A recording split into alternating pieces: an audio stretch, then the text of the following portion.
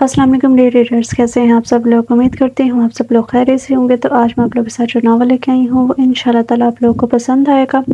Novel کا نام جیسا کہ آپ لوگوں کو معلوم ہے کلاس پہ پتہ چل جائے گا، تو چلے ناول کی طرف بڑھتے ہیں۔ جس نے ابھی تک چینل کو سبسکرائب نہیں کیا جلدی سے سبسکرائب کر لیں اور ہمارے ساتھ جڑے رہیں لاسٹ تک، تاکہ آپ لوگ اچھے ناول پڑھ سکیں اور اس کہانی کے بھی اختتام تک پہنچ سکیں۔ تو چلے ہم بڑھتے ہیں ناول کی طرف۔ آج میری زندگی کا 28واں سال شروع ہو چکا ہے، یعنی تمہیں میری زندگی میں داخل ہوئے آج 10 سال ہو چکے ہیں۔ ان 10 سالوں میں جو کچھ مجھ پر بیتا تم اس کی گواہ ہو۔ یاد ہے نا تمہیں کہ میں کون ہوں، میں کیا کر چکی ہوں اپنے ساتھ اور تمہارے ساتھ بھی۔ تو تمہیں یاد رکھنا ہوگا، ورنہ تم جانتی ہو وہ دن میرا اس دنیا میں آخری دن ہوگا جب تم مجھے بھلا دو گی، مگر تم تو مجھے نہیں بھلا سکتی۔ کم از کم تم تو یہ جرات نہیں کرو گی۔ تمہیں میرا ساتھ دینا ہوگا میری زندگی کی آخری سانسوں تک، جب تک میں مٹی میں دفن نہیں ہو جاتی۔ تمہیں میرے ساتھ قدم سے قدم ملا کر چلنا ہوگا۔ تم چلو گی نا؟ میں ہر بار تم سے ایک ہی سوال پوچھتی ہوں اور ہر بار تم مجھے تسلی بخش جواب نہیں دیتی۔ چلو تم تسلی نہ صحیح جواب تو دو، کچھ تو جس سے مجھے لگے کہ کوئی تو ہے جسے میرے غم کا ذرا سا بھی احساس ہے، کوئی تو ہے جو جانتا ہے کہ میں کیا ہوں۔ مگر میں جانتی ہوں تم مجھ سے کبھی ایسا نہیں کہو گی۔ تم ہمیشہ سے یہی تو کرتی آئی ہو، اور میں سب کچھ جانتے ہوئے بھی تم سے یہ سب کہتی ہوں۔ کاش میں اتنی مجبور نہ ہوتی تو کبھی تم سے اس قسم کے سوال نہ پوچھتی، کبھی مجھے تمہارے سامنے گڑ گڑانا نہ پڑتا۔ اگر جو میں مجھ سے زیادہ تکلیف میں کیا کوئی اس دنیا میں ہوگا جس کے پاس کہنے سننے کے لیے کوئی دوسرا آپشن ہی نہیں ہے، اور جو صرف تمہارے سے ہی ہم کلام ہونے کے لیے مجبور ہے۔ مجبوری انسان سے کیا کیا کچھ کرواتی ہے آخر۔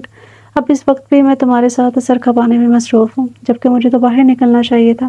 مجھے بھی دنیا کی خوبصورتی کو اسی طرح محسوس کرنا چاہیے تھا جیسے سب کرتے ہیں۔ مجھے تمہارے لیے دنیا کو نہیں چھوڑنا چاہیے تھا۔ کل رات کی بارش کے بعد سے صبح موسم بڑا نکھرا اجالا سا تھا۔ مجھے لمبے سفید درخت بارش کے پانی سے ڈھل کر جیسے نکھر سے گئے تھے، گھاس پر شبنم کے قطرے موتیوں کی طرح چمک رہے تھے۔ ان سب سے بے نیاز وہ اپنے کمرے کی کھڑکیاں دروازے بند کیے رائٹنگ ٹیبل پر بیٹھی تھی۔ کاغذوں کا ایک ڈھیر تھا جو ترتیب سے رائٹنگ ٹیبل کے دونوں اطراف میں رکھا ہوا تھا۔ خود وہ ایک ڈائری پر جھکی سنہری قلم سے لکھتی جا رہی تھی۔ رائٹنگ ٹیبل کے بائیں طرف ایک چھوٹی میز رکھی ہوئی تھی جس پر ایک پانی کی بوتل تھی اور ایک مگ رکھا ہوا تھا۔ دفتر اس نے جھکی گردن اٹھائی تھی، ماتھے پر آئی لٹ کو کان کے پیچھے اڑسا۔ باہر دن کافی نکل آیا تھا، لیکن کمرے میں تاریکی سی پھیلی ہوئی تھی۔ چہرہ اٹھانے پر لیمپ کی مدھم سی روشنی اس کے چہرے پر پڑی تھی۔ اس کا چہرہ ڈائری پر لکھے الفاظ کے برعکس بالکل بے تاثر تھا۔ وہ کاغذ کو داغدار کرتی اذیت سے پر الفاظ کے ساتھ وہ جیسے خود لمحہ بہ لمحہ اس اذیت میں ڈوبتی جا رہی تھی۔ ایک گہری سانس لے کر اس نے اس ڈائری پر آخری الفاظ سے تحریر کیے تھے: میں چاہتی ہوں تم مجھ سے وہ کہو جسے سننے کے لیے میرے کان ترس رہے ہیں، جسے سننا میرا حق ہے۔ مجھے میرا حق دو۔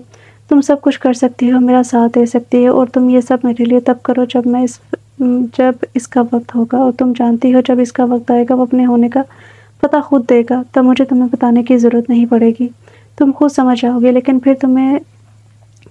پھر تب تم پیچھے نہیں ہٹو گی۔ تم وہ بولو گی جو میں چاہتی ہوں، تم وہ کرو گی نا، وہ سب کرو گی نا۔ سنہری قلم بند کر کے اس نے قلم پین ہولڈر میں رکھا تھا۔ ڈائری پر لکھی ہوئی عبارت کو وہ چند لمحے اسی طرح دیکھتی رہی، پھر آہستہ سے بند کر کے ایک طرف ڈال دیا۔ کرسی سے اٹھنے کی کوشش کی، وہ بس سسکی لے کر رہ گئی تھی۔ پتہ نہیں کب سے وہ اس حالت میں بیٹھی تھی۔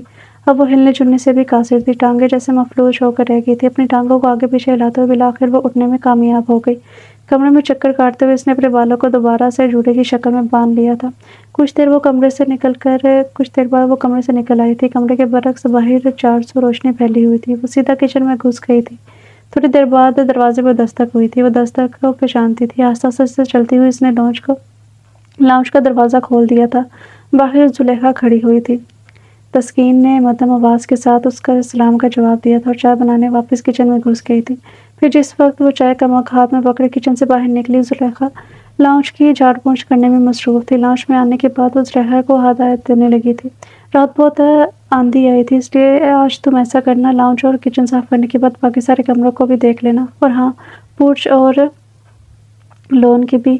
آج جمعدار کو بلا کے صفائی کروا دینا، اتنا سارا کام تم اکیلے نہیں کر سکو گی، اس نے کچھ سوچتے ہوئے کہا تھا۔ باجی پچھلے بغیچے کی بھی کرا دوں؟ زلیخا نے کمر پر دوپٹہ کس لیا تھا اور وہ لاؤنج کی جھاڑ پونچھ میں لگ گئی تھی۔ ایک دم اسے خیال آیا تو اس نے کہہ ڈالا تھا، نہیں بالکل نہیں، وہاں کوئی نہیں جائے گا۔ تسکین نے ایک دم اس کی طرف رخ موڑا تھا اور کچھ ڈپنے والے انداز میں اس نے زلیخا سے کہا۔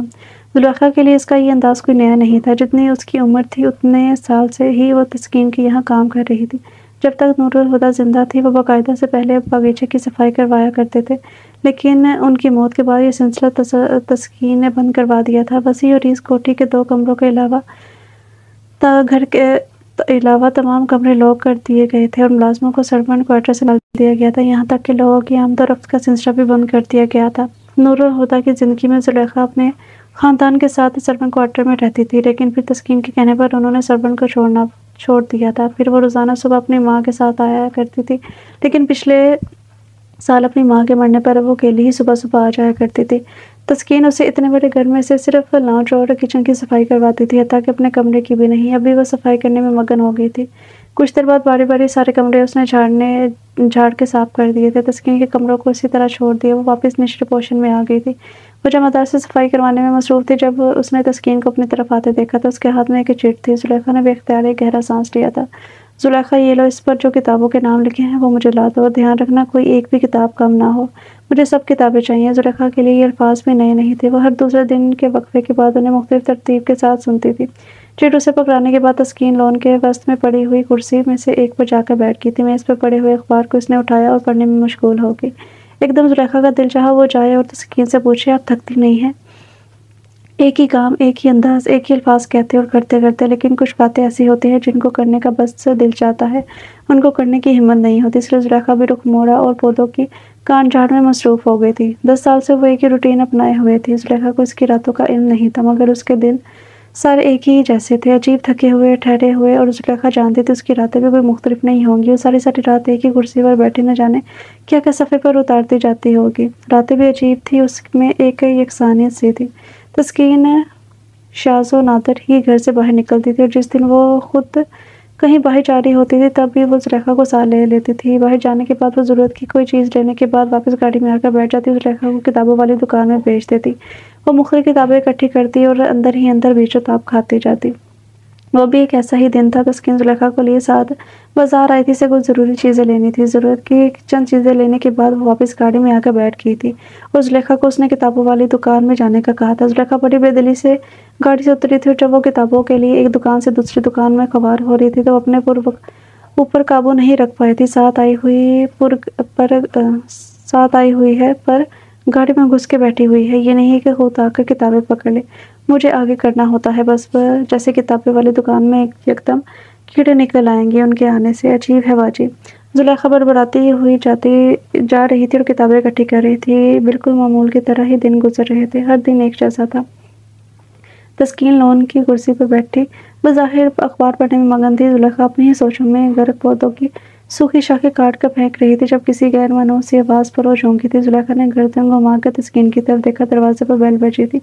وہ طرح حیران ہوئی تھی، اس گھر میں خود اس کے اور جمعدار کے علاوہ کوئی نہیں آتا تھا۔ تسکین نے بھی اخبار سے نظر اٹھا کر گیٹ کی طرف دیکھا اور پھر زلیخا کی طرف دیکھا تھا۔ زلیخا نے اس کے دیکھنے پر گارڈن کٹر ایک طرف رکھا اور کپڑے جھاڑتے ہوئے وہ اٹھ کھڑی ہوئی تھی۔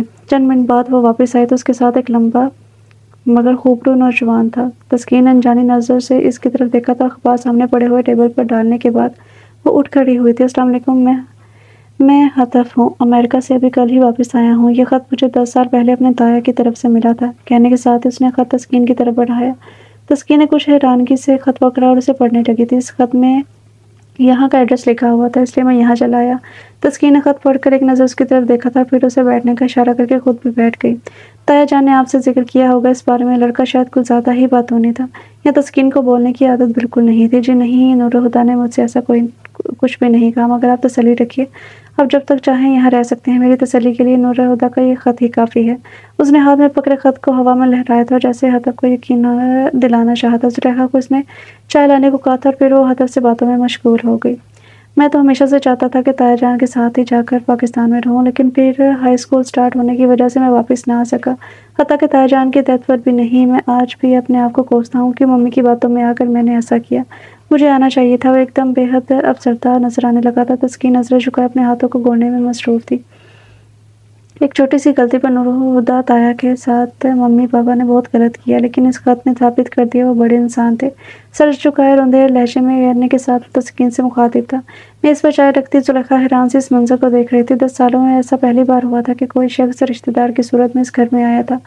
زلیخا جتنی حیران ہوتی اتنا ہی کم تھا۔ آپ کل آئے تھے امریکہ سے، تو کہاں رہے ہیں آپ؟ تسکین نے ہاتھ کے اشارے سے زلیخا کو وہاں سے جانے کا کہا تھا۔ خود چائے بنانے لگی تھی۔ ہدف کو چائے کا کپ پکڑاتے ہوئے تسکین نے اس سے پوچھا۔ ہوٹل میں وہ جواباً سیدھا ہو کر بیٹھا تھا۔ گلا کھنگارتے ہوئے اس نے تسکین سے کہا، ٹھیک ہے ابھی آپ وہیں رہیں، کل میں انکسی صاف کروا دوں گی، آپ آرام سے وہاں رہ سکتے ہیں۔ جی بہتر، آپ جیسے بہتر سمجھے۔ کپ کو لبوں سے لگاتے ہوئے وہ تسکین کے چھوٹے چھوٹے سوالوں کے جواب دینے لگا تھا۔ ہدف کو رخصت کرنے کے بعد وہ واپس اندر آئی تھی تو زلیخا ساری صفائی مکمل کر کے چائے کے برتن دھونے میں مصروف تھی۔ کل انکسی صاف کروا دینا، یہ لڑکا اب یہیں رہے گا۔ زلیخا سر ہلا کر باہر نکل گئی۔ وہ اب واپس اپنے گھر جا رہی تھی۔ آج وہ معمول کے دنوں سے کچھ زیادہ ہی یہاں رہ گئی تھی، ورنہ اب دنوں میں وہ 1-2 گھنٹے میں کام مکمل کر کے چلی جاتی تھی۔ لاؤنج کا دروازہ بند کرنے کے بعد وہ واپس کچن میں آئی اور کھانا بنانے میں مصروف ہوگی۔ چھوٹے چھوٹے نوالے ڈالتے ہوئے بار بار گھڑی پر نظر ڈالتی تھی، جہاں اب دوپہر کے 2:45 ہو رہے تھے۔ کھانا وہ ویسے ہی کھا رہی تھی جیسے وقت گزرنے کے لیے کھا رہی ہو۔ بالآخر کھانا ختم کرنے کے بعد وہ کمرے میں آئی تو 3 بج چکے تھے۔ بیڈ پر پڑے ہوئے سفری بیگ کو اس نے دونوں ہاتھوں سے اٹھایا اور مشکل گھسیٹتے ہوئے نیچے لائی۔ چند منٹوں بعد ہی وہ اس مشکل سے بیگ کو گاڑی میں رکھنے میں کامیاب ہو گئی تھی۔ بیگ شاید بے انتہا وزنی تھا۔ وہ رکھنے کے بعد چند منٹ اپنا سانس درست کرتی رہی۔ کچھ دیر بعد وہ گاڑی کے گیٹ سے باہر نکال لی گئی تھی۔ تم جانتی ہو آج کا دن باقی دنوں سے مختلف تھا۔ آج ایک بالکل انجان لڑکا میرے گھر میں گھس کے مجھ سے کہہ رہا تھا کہ وہ نورہدیٰ کا بھتیجا ہے، اور میں اس کی ہمت پر حیران ہوں۔ کتنے آرام سے اس نے میرے ساتھ اتنا بڑا جھوٹ بول دیا۔ لوگ کتنے دلیر ہوتے ہیں، اور میں کتنی بزدل ہوں۔ میں روزانہ اس دلدل میں مزید گھسیٹتی جا رہی ہوں جس کے اندر کبھی میں نے خود اپنی مرضی سے پاؤں رکھے تھے۔ میں اس پہ نکل ہی نہیں پائی۔ تم میرے جیسے بزدلی نہ دکھانا۔ جب تمہارا وقت آئے گا تم خاموش مت رہنا۔ تم سب کو چیخ چیخ کے بتانا، تم خاموش نہیں رہو گی۔ میری طرح تو بالکل بھی نہیں۔ اپنے حصے کی جنگ لڑنا ہر کسی کا حق ہے، اور ہر کسی کو اپنی جنگ خود ہی لڑنا پڑتی ہے۔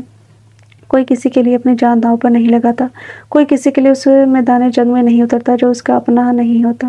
تمہیں بھی اپنے حصے کی جنگ خود ہی لڑنی ہے۔ میں جانتی ہوں تم مجھ سے کیا پوچھنا چاہ رہی ہو، یہی نہ کہ میں نے اس لڑکے کے ساتھ اب میں کیا کروں گی۔ میں تمہیں اس کا جواب نہیں دوں گی، اس بارے میں تمہیں وقت آگاہ کرے گا، وقت جو بعض دفعہ مرہم بن کر زخموں کو آرام پہنچا دیتا ہے، اور کئی بار تو یہ روح تک کو چھلنی کر دیتا ہے۔ جب جسم کو تکلیف پہنچتی ہے تو آنکھ سے آنسو نکلتے ہیں۔ روح کی تکلیف پر دل کر لاتا ہے، تب کرا نہیں نکلتی، روح آ بن جاتی ہے، پھر وہ جسم کے ارد گرد منڈلاتی رہتی ہے۔ تم جانتی ہو میں آج پھر ایک بار تمہیں صرف تمہارے سن رہی ہوں، صرف تمہارے۔ لوگ دل کی سنتے ہیں یا دماغ کی، اور میں صرف تمہارے لیے جیتی ہوں، تمہارے لیے کرتی ہوں۔ جب تک زندہ ہوں صرف تمہارے لیے ہی کرتی رہوں گی۔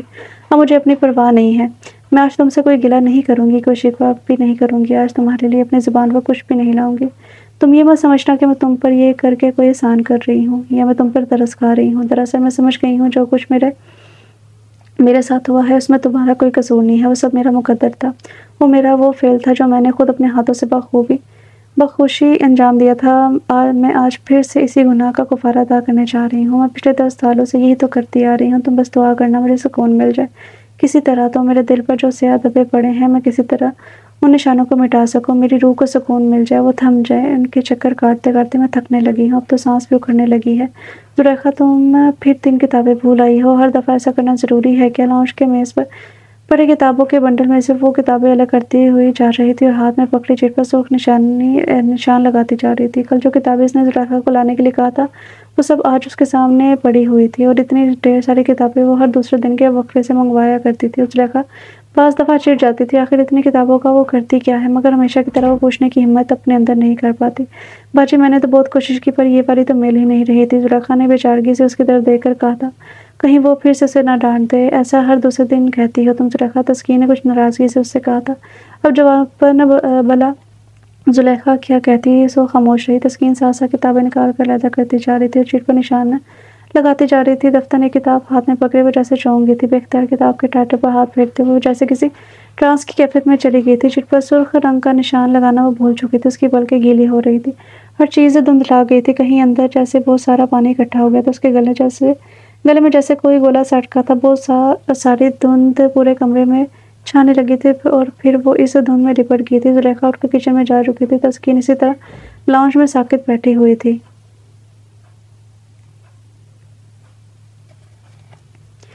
एकदम किसी चीज़ के टूटने की आवाज़ पूरी तरह आई थी। तस्कीन को लगा उसका दिमाग चटक गया हो, मगर वो कुछ और था और बाहर से आवाज़ आई थी। ज़ुलेखा बाहर की तरफ भागी थी। लाउंज के दरवाजे के पास एक फ़ोटो फ्रेम टूटा पड़ा था, जिसका शीशा गिरकर चकनाचूर हो गया था। पास ही हतफ मस्कीन सी शक्ल बनाए खड़ा था। अरे ये तो नूर हुदा साहब हैं। तस्वीर पर नज़र पड़ते ही ज़ुलेखा चीखी थी। ज़ुलेखा की बात सुनने की देर थी कि तस्कीन दौड़ती बाहर आई थी। वो भी जैसे साकित रह गई थी। ये तस्वीर तुम्हारे पास कहाँ से आई? वो नीचे ज़मीन पर घुटनों के बल बैठ गई थी और तस्वीर को शीशों से ज़ाद करने लगी। वो साथ पहले नूर हुदा ताया ने ये तस्वीर बाबा को भेजी थी और ज़मीन पर बैठते हुए शीशे उठा रही थी। मैं उठा देती हूँ बाजी, आप अंदर चलें। ज़ुलेखा ने आगे बढ़कर शीशे उठाने चाहे थे, लेकिन तस्कीन ने हाथ के इशारे से मना कर दिया था। नहीं, मैं खुद उठाऊंगी, जाओ तुम काम करो। ज़ुलेखा मुड़कर अंदर चली गई थी। आपके और नूर हुदा ताया के निकाह वाले दिन की तस्वीर है ना? एक करची जोर से उसके हाथ पर चुभी थी। सिसकी के साथ उसने एकदम हाथ पीछे खींचा था। अरे ध्यान से, ये तो खून निकल आया है, चले अंदर, ये सब ज़ुलेखा उठा लेगी। नहीं, ये सब मैं खुद उठाऊंगी, उसने जैसे जिद करने वाले लहजे में कहा था। दूसरे लम्हे फिर से करचियाँ उठाने लगी थी। सारी शीशियाँ इकट्ठी कर लेने के बाद वो इन्हें फेंकने की बजाय अपने कमरे में ले गई थी। उसका बस नहीं चढ़ रहा था कि किसी तरह उन करचियों को भी उठा ले जो तकरीबन फर्श के साथ चिपकी हुई थी। वापस जिस वक्त वो लाउंज में आई, हतफ उस किताबों को उलट पुलट कर देख रहा था जो उसके आने से पहले तस्कीन अलहदा कर रही थी। इसके हाथ से अब भी थोड़ा सा खून रस रहा था, जिसे वो टिश्यू से हल्के हल्के दबा रही थी। ये इतनी किताबें, आप क्या करेंगी इनका? हतफ कुछ हैरान सा उसकी तरफ रुख फेर कर कह रहा था। तस्कीन चलती हुई आकर सिंगल सोफे पर बैठ की थी। मुझे चाहिए होती हैं किताबें। तुम सुनाओ, जॉब पर जा रहे हो? कैसी जा रही है? उसने एक ही सांस में जवाब दिया था और सवाल किया था। अंदाज सरासर टालने वाला था। जी जा रहा हूँ, बहुत अच्छी जा रही है। वो फिर से किताबें देखने में मगन हो गया था। उसे इसी तरह छोड़कर तस्कीन किचन में आई थी और चाय का पानी रखने लगी। लाउंज और किचन के दरमियान दीवार नहीं थी। लाउंज के सोफे से किचन वाज़ेह नजर आता था। ज़ुलेखा हर अगले बगीचे की सफाई करवाने चली जाती थी। अच्छा, तो कुतुब बीनी का शौक है आपको, और इन सब किताबों को देखकर तो लगता है आपने अगले 2 साल का स्टॉक इकट्ठा ही मंगवा लिया है। तब मुस्कुराते हुए से कह रहा था। उसने कोई तबसरा करने की कोशिश नहीं की थी और चुपचाप कबाब फ्राई करती जा रही थी, जिनकी एक साइड अब कदरे सुनहरी हो गई थी। आराम से उनकी साइड बदलने के बाद वो दूसरी साइड के भी इसी तरह सुनहरी होने का इंतजार करने लगी थी। साथ साथ चाय डालने के लिए कपों को ट्रे में रखती जा रही थी। वैसे एक बात पूछूं? एक किताब को हाथ में लिए उसने सफ़े पलटते हुए हतफ ने उससे पूछा था। हाँ पूछो। इसी तरह अपने काम में मगन इसने कहा था। मैं आपको क्या क्या कहकर पुकारूं? आई मीन, हम उससे चंद साल ही बड़ी हैं और ताया जान की वजह से आपको ताई जैसे किसी अल्फाज से बुलाते हुए मुझे भी अजीब लगता है। उसने कुछ झिझकते हुए तस्कीन से कहा था। आप इतने यंग हैं, ताई जान कहूँगा तो मुझ जैसे हटे कटे इंसान को वैसे ही शर्म महसूस होगी। कुछ ढीठपन से मुस्कुराते हुए उसने जैसे अपना मजाक उड़ाया था। तो मुझे तस्कीन कह सकती है। तस्कीन ने जैसे उसकी मुश्किल आसान की थी। वो वापस लाउंज में आ गई थी। तस्कीन से चाय का कप पकड़ते हुए हतफ ने उससे कहा था। ये वाली जो किताब है, जब आई थी तो बड़ा चर्चा उठा था इसका। लोगों ने बेपनाह पसंद किया था इसको। वैसे मुझे ये कोई इतनी खास अच्छी नहीं लगी थी। अजीब तरह की फिलॉसफी जड़ी हुई है इसमें। आपका क्या ख्याल है? एकदम से हतफ ने उससे कहा था। हाथ में उसने वही किताब उठा रखी थी जिसके टायर पर हाथ रखे तस्कीन कुछ देर पहले ही जैसे दुनिया से कट गई थी। तस्कीन का दिल चाहा वो भी, और इसी वक्त हतफ को उठाकर बाहर फेंक दी। एकदम इसका दिल जैसे हर चीज़ से उचाट हुआ था। और मुश्किल चाय का घूंट अलग से उतारते हुए इसने हतफ को कहा था कि वो कुछ देर आराम करना चाहती है। दूसरे मायनों में उसने हतफ को जाने को कहा था और हतफ उसकी बात को समझते हुए उठ खड़ा हुआ था और वापस अपनी अनकिसी में चला गया। उसके जाते ही तस्कीन ने ज़ुलेखा को रुखसत किया और लाउंज का दरवाज़ा बंद करके दीवाना वार किताबों को देखते हुए चिट पर सुर्ख निशान लगाने शुरू कर दिए। उसकी दीवानगी बढ़ती जा रही थी, ऊपर और वो कागज़ पर निशान की तादाद भी। रात जिस वक्त उसकी आंख खुली, हर तरफ खामोशी छाई हुई थी, लेकिन कोई चीज़ जो उसे सोने नहीं दे रही थी। वो जैसे बेचैन सा होकर उठ बैठा था। रूम फ्रिज से पानी की बोतल निकाल कर इसने मुंह को लगाई थी। आधी बोतल खाली करने के बाद वो कदर पुरसुकून हुआ था। आधी रात को नींद टूटने का मतलब था बाकी सारी रात नींद का ना आना। सो अपना पेन और बुक उठाकर खिड़की के पास कुर्सी रख कर बैठ गया था। तेज़ी से उसने नोट पैड पर कुछ नोट करना शुरू किया था। थोड़े दफ़ा के बाद कुछ सोचते हुए उसकी नज़र सामने पहले बसी और ईज़ बगीचे पर पड़ी थी और चौंक गया था। उसकी खिड़की से पिछले बगीचे का आधा हिस्सा नजर आता था और इस वक्त उस आधे नजर आते बगीचे में उससे एक हेबला सा नजर आया था। वह एकदम सीधा होकर बैठ गया था। पहला ख्याल जो उसके जहन में आया वो किसी चोर का था। दूसरा ख्याल जो उसे आया वो यही था कि अब उसे क्या करना चाहिए। वो हेबले को सिर्फ एक नज़र देख पाया था और फिर उसकी नज़रों से वो ओझल हो गया था और इसकी एक नज़र में ये तय करने से कासिर था कि उस हेबले की साख्त कैसी थी। तेज़ी से अपनी कुर्सी से उठते हुए इसने तस्कीन का नंबर मिलाया था। चंद मिनट बेल जाती रही मगर किसी ने फ़ोन नहीं उठाया। हतफ कॉल मिलाता रहा, यहाँ तक कि तस्कीन ने फ़ोन उठा लिया। हेलो, क्या کیا ہوا ہے؟ تب خیریت؟ تب فون سے اسے تسکین کی فکر مندی سی آواز سنائی دی تھی۔ تسکین، آپ کے کمرے سے پچھلا باغیچہ پورا نظر آتا ہے کیا؟ ہدف گھبرایا ہوا سا لگ رہا تھا اور اسی گھبراہٹ کے ساتھ اس نے تیزی سے تسکین سے پوچھا تھا۔ ہاں آتا ہے، کیوں کیا ہوا؟ جواباً تسکین نے اس کے گھبرائے ہوئے لہجے میں ہی کہا تھا۔ آپ دیکھیں وہاں کوئی ہے۔ اچھا میں دیکھتی ہوں۔ تسکین نے ذرا کی ذرا نظر اٹھا کر بھی کھڑکی سے باہر نہیں دیکھا تھا۔ وہ اسی طرح سامنے پڑے ہوئے کاغذ پر آڑی ترچھی لکیریں کھینچتی رہی تھی۔ مجھے تو وہاں ایسی کوئی قابل اعتراف چیز نظر نہیں آ رہی۔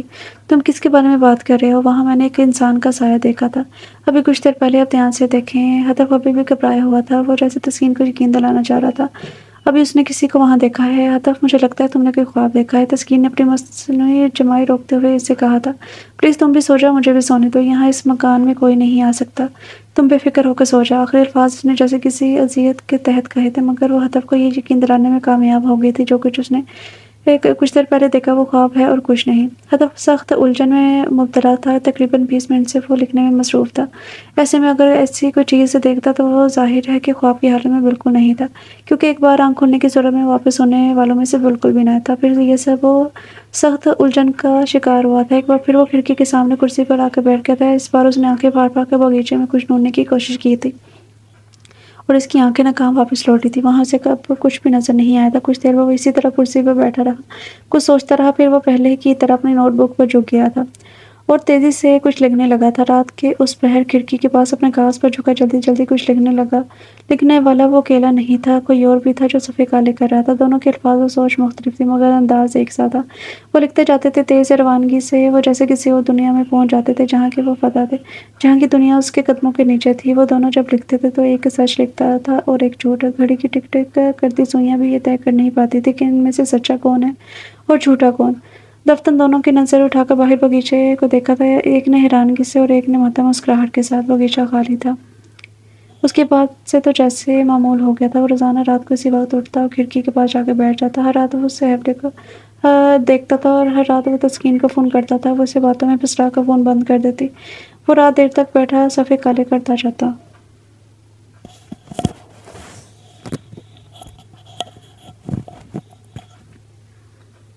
ہر دن کے ساتھ اس صحیفے کی جسمانی ساخت واضح ہوتی جا رہی تھی اور جو کچھ اس کے سامنے آ رہا تھا وہ تو اسے چونکتا بھی نہ تھا۔ روز روز کی نقابت تسکین پر اس کا شک بڑھتا جا رہا تھا اور آخر وہ شک ثابت ہوا۔ وہ حیبلہ بلا شبہ تسکین ہی تھی، جانے وہ وہاں آدھی رات کو کیا کرتی تھی۔ وہ ابھی بھی یہ معاملہ حل نہیں کر پایا تھا۔ پھر ایک دن ہدف نے اسے رنگے ہاتھوں پکڑنے کا منصوبہ بنایا۔ جیسے اسے تسکین پچھلے باغیچے میں نظر آئی، بھاگتا ہوا کسی سے نکل آیا، بلند بالا عمارت کے سامنے سے ہو کر پیچھے باغیچے کی طرف جانے لگا۔ ایک ہر طرف اندھیرا چھایا ہوا تھا، مرد ہوتے ہوئے بھی وہ اندر تک کام کر رہ گیا تھا۔ اسے شبہ ہوا ایک عورت ہوتے ہوئے بھی تسکین روزانہ وہاں کیسے جا سکتی ہے، وہ بھی ایسے ڈرا دینے والے اندھیرے میں۔ سہما ہوا کا سامنے تلے قدم رکھتا وہ چلتا جا رہا تھا۔ یکدم اس کے ذہن میں ایک خیال سا آیا تھا، کیا وہ واقعی تسکین ہے؟ اگر وہ تسکین نہ ہوئی تو؟ اور اس کی باقی کی رہی صحیح کسر بھی پوری ہو گئی تھی۔ سر سے پیر تک اس کے اندر ایک سنسنی سی دوڑ گئی تھی۔ سوچ کے آتے ہی وہ ادھر ہی کھڑا ہوا تھا، لیکن پھر جیپ کڑا کر آگے وہ پر چلنے لگا۔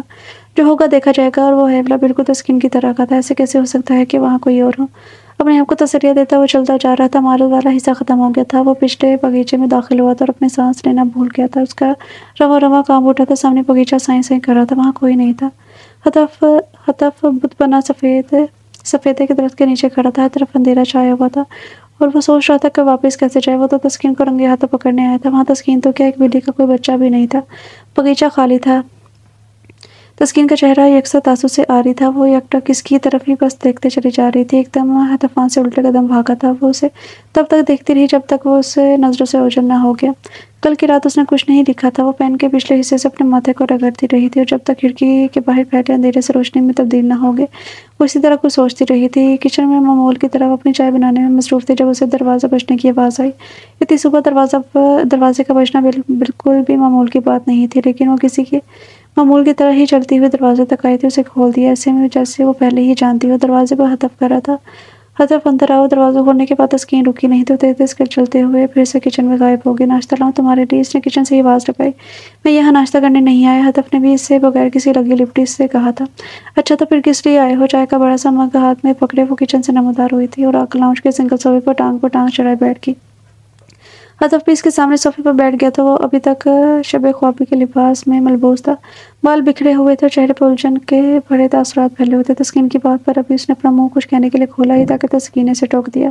کہیں تم یہ تو پوچھنے نہیں آئے ہو کہ اس گھر میں بھوت پریت یا چڑیل تو نہیں رہتی؟ تسکین آرام سے صوفے پر برجمان یہی کہہ رہی تھی۔ اگر یہ پوچھنے آئے ہو تو میں تمہیں خود بتا دیتی ہوں۔ وہ اب صوفے پر آگے کو جھک کر آئی تھی، کب سامنے رکھتے ہوئے وہ ہدف کے قدرے قریب ہو کر بیٹھی تھی اور کسی سرگوشی کی آواز میں کے ساتھ اس نے ہدف سے کہا تھا، یہاں 100% ایک قدر چڑیل رہتی ہے، مگر اس کو کھوجنا تمہارا کام ہے۔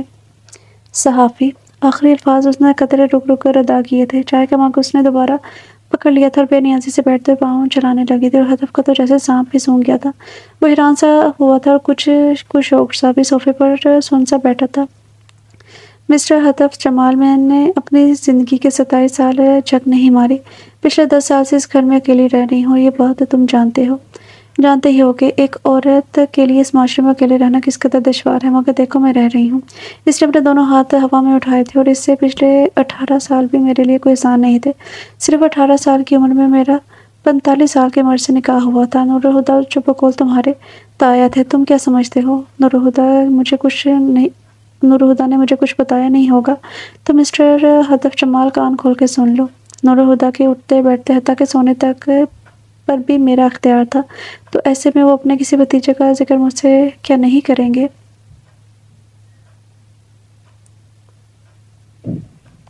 تسکین سانس لینے کے لیے رکی تھی، وہ ابھی تک اپنے پیاری سی طرح جھنجھلا رہی تھی۔ لہجہ بے تاثر تھا، مگر آنکھیں اپنے احساسات چھپانے میں ناکام رہی تھی۔ اس کی آنکھوں سے شعلے ٹپک رہے تھے۔ ہدف ابھی تک اسے دم ساتے دیکھ رہا تھا۔ تمہیں دیکھتے ہی میں جان گئی تھی کہ تم کون ہو۔ تم جیسے لوگ اکثر ہی ٹکراتے رہتے ہیں مجھ سے، اکیلی ہو، اپنے شوہر کی چھوڑی ہوئی جائیداد اڑا رہی ہو، کوئی آگے پیچھے سوال کرنے والا بھی نہیں ہے۔ جوان ہو، در حقیقت میں ان تمام مردوں کے لیے بے حد پرکشش اسامی ہوں جو بے انتہا لالچی ہیں اور خود غرض ہیں، لاحق ہیں۔ اور تم جانتے ہو ہدف جمال، یہاں پر آ کر تم ان سب مردوں سے مختلف ہو جاتے ہو، کیونکہ تم یہاں ان سب چیزوں کے لیے نہیں آئے، تمہیں تو کچھ اور یہاں کھینچ کے لایا ہے۔ کہتے کہتے وہ ایک بار پھر آگے کو ہو کر بیٹھی تھی اور بے حد مدھم آواز میں اس نے ہدف کے کان میں جیسے سور پھونکا تھا، میں خطرناک حد تک پرسرار ہوں۔ مدھم مسکراہٹ کے ساتھ اس نے جیسے ہدف کا راز فاش کیا تھا، اور مجھ میں تمہیں اپنی ڈوبتی ہوئی صحافت کا چمکتا ہوا سکہ نظر آ رہا ہے۔ کیوں صحافی، میں ٹھیک کہہ رہی ہوں نا؟ اپنی آنکھوں کو مسوں سے پٹ پٹاتے اس نے براہ راست ہدف کی آنکھوں میں آنکھیں ڈال کر کہا تھا۔ وہ بے اختیار نظر چرا گیا تھا۔ اگر آپ کو سب پتا تھا تو مجھے یہاں رہنے کیوں دیا؟ کافی دیر بعد جب وہ کچھ بولنے کے قابل ہوا تو بس اتنا ہی کہہ سکا، تاکہ تم اپنا کام کر سکو اور میں اپنا۔ ایک بار پھر سے وہ پیچھے ہو کر بیٹھ گئی تھی اور ایک ٹھنڈی سانس خارج کرتے اس نے کہا، ہدف کچھ بولنے سے پہلے ہی وہ بول اٹھی تھی، تم میرے پرسرار رازوں کی گرہیں کھولو اور ایک مشہور صحافی بن جاؤ۔ تمہیں صرف اس لیے میں نے یہاں رکھا ہے، اور جب تم ایک ایک کر کے میری تمام رازوں سے واقف ہو جاؤ گے تمہیں میرا ایک کام کرنا ہوگا۔ لیکن آپ نے اپنا نام تو بتایا ہی نہیں، ہدف نے اب قدرے سنبھل کر کہا تھا۔ تم میرا موضوع تھے، میری نئی تحریر کا بہترین موضوع۔ تم میری وہ قربانی ہو جو میں پچھلے 10 سالوں سے اپنے زمین کو دے رہی ہوں۔ آخر میں ایک بار پھر اس کی آواز مدھم ہوئی تھی۔ تمہارے لیے بس اتنا جاننا ضروری تھا، اس سے آگے تم خود سوچو، ڈھونڈو، کھوج لگاؤ۔ اسے اسی طرح چھوڑ کر اس نے مگ اٹھایا تھا اور اٹھ کر چلی گئی تھی۔ پیچھے ہدف کنگ سا بیٹھا رہ گیا تھا۔ میں جانتی ہوں لیمپ کی مدھم روشنی جب تم پر پڑتی ہے تو مجھے آنکھیں پھاڑ پھاڑ کر دیکھتی ہو، تمہاری آنکھوں کا ایک رنگ جانتی ہوں میں۔ 10 سال گزارے ہیں میں نے تمہارے ساتھ۔ تمہاری آنکھیں بے چارگی لیے ہوئے ہیں، کیوں ہوتی ہیں؟ تم کیوں مجھے وہ سب نہیں کہتی جو میں تم سے سننا چاہتی ہوں؟ تمہیں میرے درد کا ذرا بھی احساس نہیں ہے؟ میں نے کیا کچھ نہیں کیا تمہارے لیے؟ کیسا گھناؤنا کام کیا میں نے تمہارے لیے؟ لیکن تم کسی طور بھی میرا ساتھ دینے کو تیار نہیں ہو۔ لیکن تم دیکھنا میں تمہارے ساتھ کیا کرتی ہوں۔ اپنی ایک ایک معصومیت کا بدلہ لوں گی میں تمہارے ساتھ بھی وہی سب کروں گی جو تم نے مجھ سے زبردستی کروایا ہے۔ میں یہ مدھم لیکن تمہاری آنکھوں کو چیر دینے والی روشنی ہر وقت تم پر ڈالتی رہوں گی جب تک تم میرے زخموں کا مداوا نہیں کرتی۔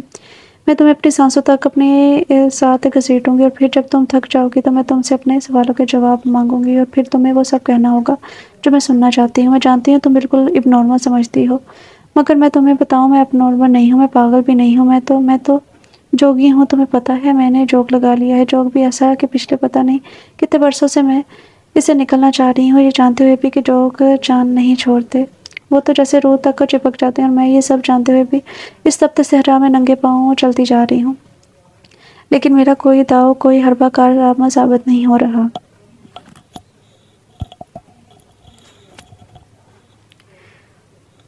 مجھے تمہیں یہ بات بتانے کی ضرورت نہیں ہے کہ یہ جوک میں نے کس کے لیے لیا ہے۔ تم بہت اچھے سے جانتی ہو۔ اب تم مجھے اتنی حیران بھری نظروں سے مت دیکھو۔ تم جانتی ہو یہ سب میں نے اپنے ساتھ کیا ہے، یہ سب تمہاری دین ہے۔ تم ہی تھی جس نے اس وقت مجھے اکسایا تھا جب خیر یہ سب کچھ تمہیں کیوں بتا رہی ہوں، کب تک بتاتی رہوں گی؟ اب تمہیں خود میرے غموں کا حساب دینا پڑے گا میرے جتائے بغیر۔ میں اب تم سے نہیں کہوں گی کہ تم نے میرے ساتھ ایسا کیوں کیا، تمہیں خود میرا خیال رکھنا ہوگا۔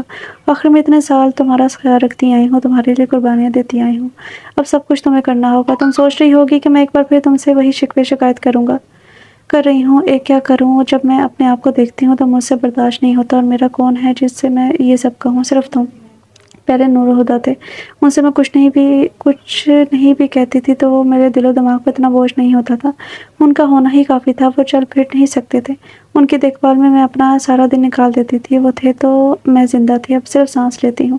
وہ 50 سال کے تھے اور میں 18 سال کی جب ہماری شادی ہوئی تھی، مگر مجھے کوئی رنج نہیں تھا اس شادی پر۔ مجھے صاحبانس چاہیے تھا اور اس سے ساتھ میں نے اپنی ساری زندگی سسکتے ہوئے گزاری تھی۔ نور و ہدا سے شادی کے بعد کم از کم میرے شوق کو تسکین ضرور ملی تھی، مگر وہ روگ جو میری جان کو چمٹ گیا ہے اس کا میں کچھ نہیں کر سکتی، اور اس کا وقت بھی کچھ نہیں کر سکتا۔ وہ آج تک مجھے گرداب میں لیے ہوئے ہے، اب تو میں ہاتھ پاؤں مارنے سے بھی قاصر ہوں۔ وہ یہ ہدف جو نور و ہدا کا رشتہ دار بن کر آیا ہے، یہ سمجھتا ہے میں بیوقوف ہوں۔ تبھی کتنے آرام سے وہ تصویر نور و ہدا کے کمرے سے نکال کر لے گیا، مگر وہ یہ نہیں جانتا میں سب کچھ ہوں لیکن بیوقوف بالکل نہیں۔ اسے نور و ہدا کے کمرے تک کا راستہ میں نے خود فراہم کیا تھا۔ میں دیکھنا چاہتی تھی آخر وہ کس حد تک جاتا ہے، اور اس کی حد میں نے جان لی تھی۔ نور و ہدا نے اپنے خاندان کی مرضی کے خلاف مجھ سے شادی کی تھی۔ بہت سال پہلے وہ اپنے خاندان سے کٹ آف کر گئے تھے، مگر ان کا وہ بھائی جن کا حوالہ ہدف دیتا ہے، جن کا بیٹا بن کر وہ یہاں آیا ہے، وہ سب فریب ہے۔ نور و ہدا کے چھوٹے بھائی بہت سال پہلے نیو یارک ضرور چلے گئے تھے، مگر ان کے ساتھ نور و ہدا کے رابطے میں تھے، اور میں جانتی ہوں اس کے بھائی کے بچوں میں سے صرف ایک بیٹی تھی جو زندہ بچی تھی، کیونکہ نیو یارک جانے کے کچھ عرصے بعد ان کا ایکسیڈنٹ ہوا تھا، اور ان کے 2 بیٹے اور ایک بیٹی جاں بحق ہو گئے تھے۔ ادک ہوم ورک کر کے آیا تھا، لیکن اتنا نہیں جتنا سب کچھ میں جانتی ہوں۔ سب کا خیال تھا نور و ہدا اپنی فیملی میں سے کسی کے بھی ساتھ رابطے میں نہیں تھے، اس لیے ہدف نے اس بارے میں زیادہ غور و فکر نہیں کیا، اور جب وہ جان گیا تو وہ کیا کرے گا؟ میں نے اس کو مکمل آزادی دے دی ہے۔ تم سوچ رہی ہوگی میں کیسے اپنے آپ یہ سب کر سکتی ہوں، کیسے اپنی زندگی کی کہانی کا سودا کر سکتی ہوں۔ میں تمہیں کیسے بتاؤں کہ سب میں نے کیسے کیا؟ دل پہ پتھر رکھنا آسان نہیں ہوتا، کڑے مراحل سے گزرنا پڑتا ہے، جو کن اٹھانے پڑتے ہیں۔ میرے لیے یہ کرنا آسان نہیں تھا، مگر میں اب تک تھک چکی ہوں، سانس لینا دشوار ہو گیا ہے میرے لیے۔ اب تک دل پر بوجھ برداشت کرتی آئی ہوں، روح کے بوجھ کا کیا کروں؟ روح سیراب ہو کر نہیں ہونے دے رہی، دن بدن پیاس کیوں بڑھتی جا رہی ہے، جیسے میں کسی تپتے صحرا میں کھڑی ہوں جس کا نہ کوئی آغاز ہے نہ انجام، بس تاحت نگاہ ریت ہی ریت ہے، آنکھوں کا چھلنی کر دینے والی ریت۔ میں نے اس سے چھٹکارا پانے کے لیے کیا کچھ نہیں کیا اور کچھ نہیں کر رہی، پر یہ پیاس، یہ چبھن، یہ ختم ہونے کا نام ہی نہیں لے رہی۔ میں اسی لیے تم سے کہتی ہوں تم چپ مت رہنا، تم چپ رہوگی تو زندگیاں اجڑ جائیں گی۔ تم وہ سب کرنا جو میں کرنا چاہتی تھی، تم کرو گی نا؟ آج میں پھر ایک بار پھر اس علاقے میں گئی تھی جہاں کے مکینوں کی آنکھیں میرے آنے سے یوں جگمگانے لگتی ہیں جیسے انہوں نے ستارے پا لیے ہیں، اور میری آنکھیں ان آنکھوں کی دمتی ہوئی روشنی سے جل مل جاتی ہیں۔ مجھے جیسے سانس آنے لگتا ہے جب میں لڑکیوں کو ان کی مطلوبہ کتابیں پکڑاتی ہوں۔ پسماندہ علاقوں کی وہ لڑکیاں جب کوئی کتاب مجھ سے منگواتی ہیں تو مجھے لگتا ہے کہ میں نے انہیں ایک مسلسل عذاب سے نجات دلائی ہے، وہ عذاب جو برسوں سے میں جھیل رہی ہوں۔ میں چاہتی ہوں جب تک میں زندہ ہوں کتابیں فراہم کرتی رہوں، تاکہ پھر کوئی تسکین مراد پیدا نہ ہو۔ کبھی کوئی لڑکی وہ قدم نہ اٹھائے جو میں نے اٹھایا تھا، کبھی وہ اپنے اندر پلتے ہوئے بے لگام شوق کی بھیٹ نہ جڑے۔ ادب پلیز مجھ سے اپنی سو کالڈ ریسرچ کے بارے میں کوئی سوال مت کرنا، تم جانتے ہو میں اس قسم کے کسی بھی سوال کا جواب نہیں دوں گی۔ لاؤنج کا دروازہ کھول کر ایک سرسری نظر ہدف پر ڈالتے ہوئے اس نے اونچی آواز میں بیان جاری کر دیا تھا، اور تیزی سے قدم بڑھاتے ہوئے صوفے پر جا کر بیٹھ گئی تھی۔ اپنے پیچھے اسے ہدف کے قدموں کی چاپ سنائی دے رہی تھی۔ میں آپ سے کوئی سوال جواب کرنے نہیں آیا۔ تسکین کو اس کے لہجے میں بے چارگی محسوس ہوئی تھی۔ ہاتھ سے اسے اپنے سامنے والے صوفے پر بیٹھنے کا اشارہ کر کے اس نے پھر سے اپنے سامنے پھیلے کاغذات پر تیزی سے دستخط کرنے شروع کر دیے تھے۔ تو پھر बस यूं ही दिल चाहा कि कुछ देर बैठकर आपसे बातें करूं। हदफ आप कुछ आरामदेह अंदाज में सोफे पर बैठ गया था। अच्छा, तस्कीन ने अपनी बुएं को खम दिया था और कुछ इस्तज़ाई अंदाज में उसने हदफ से कहा था, लेकिन नजरें कागज़ पर ही जमी हुई थी। हाँ, एक चुड़ैल से बातें करने को हदफ ने हंसकर इजाफा किया था। तस्कीन ने आबरूश कागज़ की तरफ नजर में देखा था और ऐसी नज़र से देखा था कि अगर ज़्यादा फ्री होने की कोशिश की तो दांत तोड़ दूंगी। हदफ की हंसी को ब्रेक लगी थी। कुछ कसियाना सा होकर वो सोफे पर आगे को होकर बैठ गया था। दरअसल तस्कीन, मैं आपसे कुछ कहना चाहता हूँ। बिलाखिर इसने कहा था। हाँ कहो। तस्कीन ने फाइल का सफ़ा पलटा और दोनों हाथों से फाइल को उठाकर अपनी गोद में ट्रांसफ़र करते हुए वो सोफे पर पाँव ऊपर करते हुए बैठ की थी। हदफ कुछ बेचैन हुआ था। वो फाइल में यूँ गुम थी जैसे हदफ उसके सामने मौजूद ही ना हो। मैं आपसे ज़रूरी बात करना चाहता हूँ। इस बार उसने कुछ निचलाकर तस्कीन से कहा था। हदफ कहो, मैं सुन रही हूँ। एक गहरी सांस लेते हुए हदफ ने कहना शुरू किया था। वो जान गया था कि तस्कीन अपने काम छोड़कर तो इसकी बात सुनने वाली नहीं है। कुछ लम्हे तस्कीन उसकी बात शुरू करने का इंतजार करती रही, लेकिन जब उसे हदफ की तरफ से कोई पेश रफ्त नहीं हुई तो नजर न आई तो वो बेचैन हुई थी, लेकिन अपने तासुरात वो अभी छुपा गई थी। गहरी सांस खारिज करते हुए बिलाखिर उसने कहा, मैं अगर आपसे ऐसी कोई बात करूंगा तो आप मुझे भी उन मर्दों में से शुमार करेंगी जो किसी न किसी वजह से आप तक रसाई हासिल करना चाहते हैं। तस्कीन कुछ मजीद अपनी फाइल पर झुकी हुई थी। वो उसकी तरफ देखना नहीं चाहती थी, लेकिन पूरी तरह अपनी फाइल पर झुके होने के बावजूद वह हदफ की एक हरकत को अपनी नज़रों में रखे हुई थी। वो गैर मामूली हद तक संजीदा था, कन्फ्यूज़ भी था। वो महसूस कर सकती थी, इसलिए मैं आपसे कुछ नहीं कहूँगा, तेज़ी के साथ कहते हुए वो सोफे से उठा था। लम्बे लम्बे डाक बढ़ता हुआ लाउंज के दरवाजे की तरफ बढ़ गया था। फाइल पर झुके हुए तस्कीन ने महसूस किया था कि वो रुका है। बिलाखिर पेन का ढक्कन खोलते हुए तस्कीन ने चंद कागजात में से एक कागज़ बाहर निकाला था। उस पर दस्तक करने लगी। उसके हाथों की लर्जिश वाज़िया थी। चंद लम्हों पहले वो बगैर किसी लर्जिश के दस्तक करती जा रही थी। अब क्या हुआ था वो खुद भी नहीं समझने से कासिर थी। बिलाखिर कागज़ पर आखिरी दस्तक उसने अपने हाथों की शदीद कपकपाहट के बावजूद कर दिए थे। कुछ देर पहले उसने महसूस किया था हदफ रुका था, लेकिन वो ये नहीं महसूस कर पाई थी कि वो ना सिर्फ रुका था बल्कि पीछे मुड़कर चंद समातों के लिए पत्थर का मुजस्मा भी बना था। मुजस्मा सदा था, वो आवाज़ का परवाना था जो बिना कहे ही पलट गया था। मैंने तुमसे कहा था ना, मैं कमज़ोर नहीं पड़ूंगी। देखो देखो मैं कैसी बहादुरी दिखा कर आई हूँ। तुम्हें पता है मुझे दिल तोड़ने का हुनर नहीं आता, मगर मैं तुम्हें एक बात बताऊँ, मुझे तो दिल जोड़ने का भी हुनर नहीं आता। मैं आरज़ू ज़दा हूँ, मैं बेमौल हूँ, मगर सीप में बंद मोती बनना चाहती हूँ। पर मैं वो मोती बन गई हूँ जिसे बंद सीप में ही गिर कर घुन लग जाता है। अपनी पसमानदा आफताब पर लेकर मैं कहाँ जाऊँगी? चमकने वाले शफाफ मोती तो सबको भाते हैं, मैं अपने दागदार वजूद का क्या करूँगी? मैं शफा भी नहीं हूँ, मैं तशफी भी नहीं, मैं कैसे बन सकती हूँ? मैं तो तस्कीन ही रही, सारी ज़िंदगी तस्कीन के पीछे ही भागती रही। तुम्हें पता है इस दुनिया में सब कुछ बस पैसे वाले लोगों के लिए, हत्ता कि किताबें भी। किताबों पर तो सबका हक होना चाहिए ना, क्या अमीर क्या गरीब अपने बच्चों को प्ले स्कूल से लिखना पढ़ना तो सिखा देते हैं, पर उसकी प्यास नहीं बुझा पाते। उनके अंदर सिर्फ पानी की शदीद ख्वाहिश को जन्म देते हैं। इससे ज़्यादा ना वो करने का फ़ैसला रखते हैं, ना इस्तेताअत। ऐसा क्यों होता है? तुमने कभी इस बारे में सोचा है? मैंने सोचा है। तुम जानती हो ना कि सोचना और आगाही के मराहिल तय करना कोई आसान काम नहीं होता। ये चीज़ें जीना हराम कर देती हैं, फिर ज़िंदगी मुश्किल लगती है। मैं भी जब आगाही के दौर से गुजरती हूँ, पल पल तड़पती हूँ, मेरा दिमाग माफ हो जाता है। आखिर क्यों? किताबें पढ़ना सिर्फ अमीरों का शौक ही क्यों है? उन पर हक जताना, इन्हें अपने दस्तरस में रखना आखिर पैसे वालों का हक ही क्यों है? क्योंकि मुआशरा नफसा नफसी के चिरागों तले फल फूल रहा है। किताबें पढ़ने पर अमल नहीं करते लोग, सिर्फ बड़ी बड़ी बातें करते हैं या लिखते हैं, अमल करने के कड़े मराहिल से नहीं गुजरते। अगर गुजर जाएं तो कभी भी किसी तस्कीन और रात को आगाही के दर पर ना करना पड़े। सुबह से ही नूर फैला से अजीब तरह का शोर उठ रहा था। तपती दोपहर में मजदूर इमारत की दीवार गिराने में मसरूफ थे। माथे पर पसीने को हाथ से नीचे गिरे ज़मीन पर टपकाते हुए वो इस आलीशान और कीमती इमारत को तकरीबन ज़मीन बोस कर चुके थे और अब ईंटों को उखाड़ कर फेंक रहे थे। उसके सर पर खड़ा ठेकेदार ने मुख्तलिफ हदायत भी दे रहा था। गर्ज के वहाँ मौजूद हर शख्स बेइंतहा मसरूफ था। दफ्तर घर के पिछले हिस्से की तरफ से एक मजदूर की आवाज़ आई थी।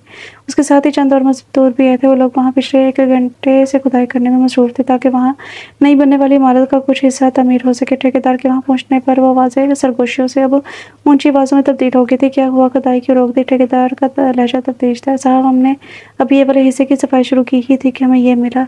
एक मजदूर आगे आया था और ठेकेदार को रुकवा लेता और मजदूर को पीछे करता खुदाई वाले हिस्से तक पहुंच गया। वहां तक पहुंचने की देर थी कि हदफ को तो जैसे सांप ही सूंघ गया था। बेख्तियार उसके कदम उस थोड़े से खोदे हुए हिस्से के करीब उठे थे। मिट्टी के उखड़े हुए हिस्से से सफ़ेद सफ़ेद कागज़ झांक रहे थे। वहाँ पर एक गड्ढा खोदा हुआ था जो तकरीबन 5 फुट गहराई पर था।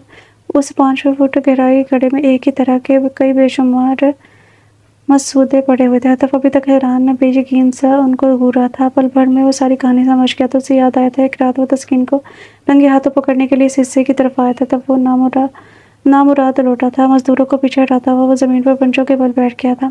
چند منٹ بعد وہ وہاں سے ہٹا تھا، مزدوروں کو ان مزدوروں کو باہر نکالنے کے لیے کہا تھا۔ کچھ ہی دیر میں وہ سب اس کو باہر اس کی گاڑی میں منتقل کر دیے تھے۔ اپنے کمرے کی کھڑکی کے پاس وہ اسٹڈی ٹیبل پر تقریباً شل سا بیٹھا تھا۔ صبح کے نکالے گئے مسودوں کا ڈھیر اس کے ارد گرد بکھرا پڑا تھا اور خود وہ ڈائری پر چکا بنا پلکے چپکائے سے پڑھنے میں مصروف تھا۔ وہ رات سے تقریباً ایک ہی پوزیشن میں بیٹھا تھا۔ ڈائری کا آخری صفحہ پلٹنے کے بعد اس نے ڈائری کو ایک طرف کھسکا دیا اور پیچھے کو ٹیک لگا کر بیٹھ گیا۔ ذہن میں بس ایک ہی نام کی مچل رہا تھا، آنکھیں بس ایک ہی انسان کی صورت دکھا رہی تھی۔ اس کے ارد گرد یادیں بکھر پڑی تھی، وہ ہر ایک کی یادوں میں بھوئیں کی طرح گھوم رہی تھی۔ میں نے یہ گھر ڈونیٹ کر دیا ہے، جب بھی میں مر جاؤں گی یہاں پر ایک لائبریری بنا دی جائے۔ میں چاہتی ہوں ہدف جب اس گھر کو گرایا جائے لائبریری بنانے کے لیے تو تم یہاں منظم کے انتظامات سنبھالو۔ اسے میری آخری خواہش سمجھ کر قبول کر لینا۔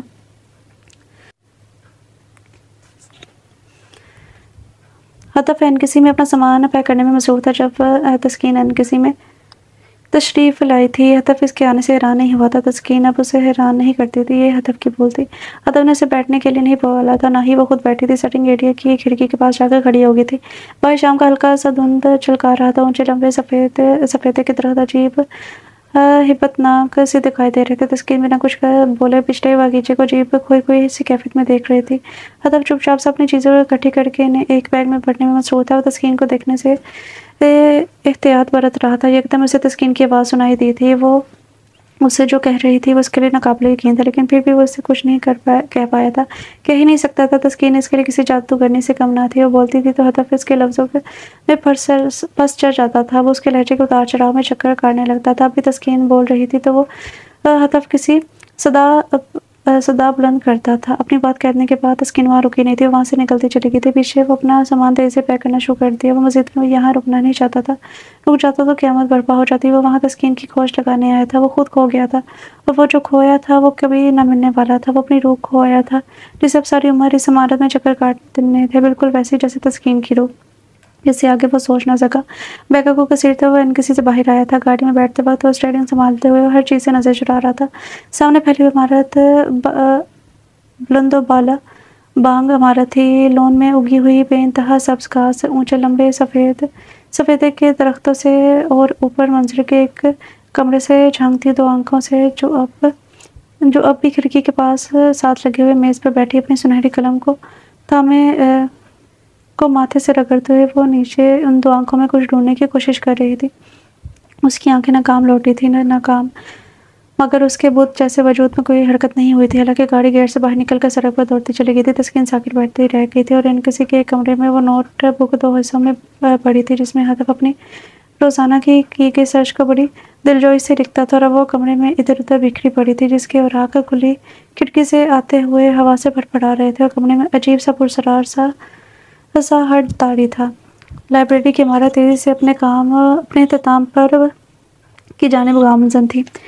تپتی دوپہر تلے مزدور پسینے میں شرابور مگن تھے، اپنے کام کو سر انجام پہنچانے میں مصروف تھے۔ عمارت کے مرمت والے حصے سے کچھ دور سفیدے کے درخت تلے وہ سر جھکائے بیٹھا تھا، ہاتھ میں پکڑی ڈائری کو ابھی تک کھول نہیں سکا تھا، یوں جیسے شوش و پنج میں مبتلا ہو۔ یکدم اس نے سر اٹھایا تھا، دور خلا میں دیکھتے ہوئے اس نے ٹھنڈی آنکھ خارش کی تھی اور ڈائری کو کھول لیا تھا۔ چند صفحات پلٹنے کے بعد وہ ایک صفحے پر جھک گیا تھا، پھر وہ تب تک اس ڈائری پر جھکا رہا جب تک رات گہری نہ ہو گئی۔ اس دوران مزدوروں نے اس کے پاس آ کر اس سے چند باتیں پوچھتے رہے تھے، لیکن وہ اپنی جگہ سے نہیں اٹھا تھا، وہ وہیں بیٹھا رہا تھا۔ اپنے ارد گرد پھیلے ہوئے اندھیرے اب اسے ڈر نہیں لگ رہا تھا، بلکہ اب وہ اس اندھیرے جیسا حصہ ہی کوئی معلوم ہو رہا تھا، کوئی بہت ضروری عضو جس کا نہ ہونا تکلیف میں مبتلا کیا رکھتا ہے۔ لیکن اب جب وہ وہاں تھا تو سکوت طاری تھا، ہر شے پر لذیذ، ہر لمحہ سکون سا آ کر جیسے وہیں کا ہو کر رہ گیا تھا، اور پھر وہ صبح تک وہیں بیٹھا رہا تھا۔ اسی سکون بھرے لمحے کے ساتھ ساتھ قطرے پگھلتے ہوئے تھے۔ گود میں رکھی ہوئی ڈائری کو سینے سے لگاتے ہوئے اٹھ کر بیٹھ گیا تھا اور آہستہ آہستہ چلتے ہوئے رین اسی جگہ پر بیٹھ گیا تھا جہاں ایک عرصے تک تسکین اپنی لکھی ہوئی کہانیاں دباتی رہی تھی۔ وہ جگہ ابھی تک کچی تھی، وہاں ابھی تک تعمیر و مرمت کا کام شروع نہیں ہوا تھا۔ نیچے زمین پر دونوں دراز سے بیٹھتے اس نے اپنی ہتھیلی میں تھوڑی سی مٹی لی تھی، دوسرے ہاتھ سے سینے کو لگائی ہوئی ڈائری کو اس نے زمین پر رکھ دیا تھا۔ ڈائری کا آخری صفحہ کھولتے ہوئے کچھ دیر اسے دیکھتا رہا، پھر دائنی مٹی میں دبی ہوئی مٹی کو اس نے اس آخری صفحے پر نرمی سے گرا دیا تھا۔ ڈائری کو آرام سے بند کرتے ہوئے وہ اٹھ کر بیٹھ گیا تھا۔ سورج کی کچھ کرنیں اس کے چہرے کو اپنی لپٹ میں لیے ہوئی تھی۔ اس روشنی کی کرنوں کی لپٹ میں وہ اس جگہ سے دور ہو گیا تھا۔ اس کے ارد گرد روشنی اپنی لپٹوں میں گہری ہوتی جا رہی تھی۔ پھر ایک لمحہ آیا، وہ نظر آنا بند ہو گئی۔ صرف روشنی تھی جو دور تلک مجسم چلتی جا رہی تھی۔ وہ موسم ارادہ کر کے اٹھا تھا، تسکین کی کہانی کو دنیا کے سامنے لائے گا، اور نہ ہی صرف ارادہ، آنے والے کچھ عرصے میں وہ یہ کر بھی گزر گیا تھا۔ اور اس ڈائری کے سنہری گلاب میں لپٹی ہوئی لائبریری کے ان تمام افراد کے لیے روشنی کا ذریعہ تھی جو کہیں نہ کہیں اپنی زندگی میں نور کی چاہ کرتے ہیں۔ میں تمہیں صبح وہ کتاب بھجواتی ہوں، میں نے پڑھ لی ہے، بہت ہی عمدہ کتاب لکھا ہوا ہے یار رائٹر نے۔ میں تو اسے عشق میں گرفتار ہو گئی ہوں۔ اس کی نظر بے اختیار اسٹڈی ٹیبل تک گئی تھی جہاں وہ کتاب پڑھی تھی جس کے بارے میں وہ اپنی مالکن کی بیٹی کے منہ سے سن رہی تھی، جو کہ یقیناً اس نے اپنی کسی دوست سے منگوائی تھی۔ یہ بات اسے تب معلوم ہوئی تھی جب اس لڑکی فون پر اس کتاب کے بارے میں تعریفوں کے پل باندھ رہی تھی۔ یہ کتاب بہترین ہے، ویسے تو اس رائٹر کی تمام کتابیں بے مثال ہیں، لیکن یہ والی تو اس سب پر بھاری ہے۔ وہ کمرے کی صفائی کرنے میں مصروف تھی، لیکن اس کا سارا دھیان اس لڑکی کی آواز پر تھا۔ اس کا اشتیاق بڑھتا جا رہا تھا، اس کے دماغ میں عجیب خیالات آ رہے تھے۔ کل یہ کتاب یہاں سے چلی جائے گی، مجھے اسے چھپا کر لے کر جانا ہے۔ بے اختیار اس کی نظر اپنے مالکن کی بیٹی پہ پڑی تھی۔ اس طرح بیڈ پر پاؤں پھنسائے، ایک ہاتھ سے فون کان پر لگائے، دوسرے ہاتھ سے اپنے بالوں کی لٹ کو انگلی پر لپٹنے کے ساتھ ساتھ اپنے دوست کے ساتھ بھی گفتگو میں مصروف تھی۔ اگر بیگم صاحبہ کو پتہ چل گیا تو تسکین سر سے پیر تک لرز اٹھی تھی، اور اس میں فلسفی سے بھرپور جملے اس جملے نے تسکین کو اپنے لپٹ میں لے لیا تھا۔ میز کی شفاف سطح کو کپڑے سے رگڑتے ہوئے وہ اس کتاب کو اپنے دل و دماغ پر حاوی کیے ہوئے تھی۔ وہ نظر نہیں اٹھا پا رہی تھی، وہ کتاب ہر جگہ نظر آ رہی تھی۔ چور نظروں سے اپنے مالکن کی بیٹی کی طرف دیکھنے پر اسے احساس ہوا وہ فون بند کر چکی ہے، اور بیڈ سے اٹھتے ہوئے وہ کمرے کے وسط میں آ کر کھڑی ہو گئی تھی۔ ڈریسنگ سے ہیئر برش اٹھا کے اس نے اپنے جدید کٹ بالوں کو سنوارا تھا۔ تسکین ممی آئے تو انہیں بتا دینا، میں اپنے فرینڈ کی طرف جا رہی ہوں۔ جی اچھا، میز کی سطح کو بظاہر دلجوئی سے رگڑتے ہوئے اس نے درخت دل کے ساتھ کہا تھا۔ ایک بار پھر اس نے چور نظروں سے اس لڑکی کی طرف دیکھا، کمرے سے باہر نکل گئی تھی۔ پیچھے تسکین اکیلی رہ گئی، جس کا دل بے انتہا زور سے دھڑک رہا تھا، لیکن ابھی جب تک وہ کتابوں کی نظروں سے اوجھل نہیں ہوئی۔ بالآخر وہ اٹھی اور کانپتے ہاتھوں سے اس کتاب کو اٹھا ہی لیا تھا۔ کپڑے میں کتاب کو چھپاتے ہوئے ڈرتے ڈرتے سیڑھیاں اتر رہی تھی، حالانکہ وہ جانتی تھی کہ گھر میں اس وقت اس کے ایک تو ملازم کے سوا کوئی نہیں ہے۔ وہ چپکے سے کچن میں آ گئی تھی۔ اس نے ایک شاپر میں اس کتاب کو ڈال دیا جس میں کچھ دیر پہلے اس کی مالکن اسے بچے ہوئے کچھ چاول اور دوسرے کھانے پینے کی اشیاء دے کر گئی تھی۔ شاپر کو کچن میں ایک طرف رکھنے کے بعد وہ واپس کام میں مصروف ہو گئی تھی۔ اس کا روا کانپ رہا تھا۔ اس کی نظر کچن کی طرف اٹھی تھی، لیکن وہ بچ گئی تھی۔ اسے کسی نے کچھ نہیں دیکھا تھا۔ پھر اس دن وہ سارا دن ڈرتی رہی تھی۔ جیسے ہی شام ہوئی وہ اپنے گھر کو سر پر بھاگی تھی۔ وہ ایک بار پھر سے کامیاب رہی تھی، ہمیشہ کی طرح، بالکل ہمیشہ کی طرح۔ ختم شد۔ سو ڈیئر ریڈر سے تھا ناول خواب کیوں نہیں زندگی۔ ردا کنول ہے ناول رائٹر کا نام، اور اس ناول میں جو چیز بتائی گئی ہے وہ کتابوں کے بارے میں بتائی گئی ہے۔ تسکین کی ساری زندگی جو سارا کچھ بتایا گیا ہے وہ صرف یہی بتایا گیا ہے۔ تو آپ لوگ بتائیں آپ لوگوں کا ناول کیسا لگا۔ امید کرتی ہوں کہ پسند آیا ہوگا۔ اگر پسند آیا تو لائک کریں، شیئر کریں۔ ملتے ہیں کل نیو ناول کے ساتھ، تب تک کے لیے اپنا خیال رکھیں، خوش رہیں، اللہ حافظ۔